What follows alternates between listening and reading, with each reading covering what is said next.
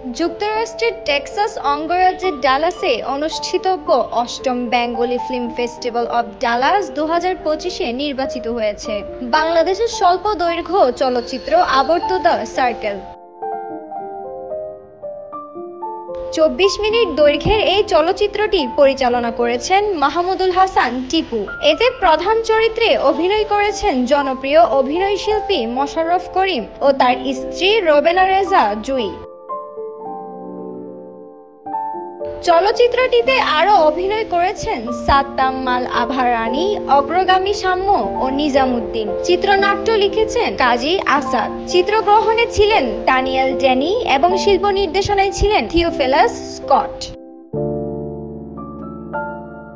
চলচ্চিত্রটির বিষয়ে রোবেনা রেজা জুই জানান, আবর্ত নির্মিত হয়েছে বাংলাদেশের উপকূলবর্তী এক নারীর নীরব সংগ্রাম, সামাজিক চাপ এবং জীবনের বৃত্ত ভেঙে বেরিয়ে আসার আকাঙ্ক্ষার গল্প নিয়ে।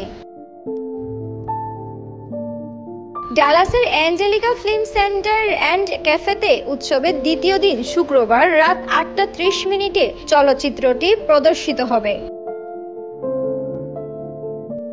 উল্লেখযোগ্য বিষয় হলো, এবারের উৎসবে 238টি আন্তর্জাতিক চলচ্চিত্রের মধ্য থেকে মাত্র 4টি স্বল্প দৈর্ঘ্য চলচ্চিত্র নির্বাচিত হয়েছে, তার মধ্যে বাংলাদেশের আবর্ত একটি। টেক্সট রিপোর্ট, একান্ত, চট্টগ্রাম।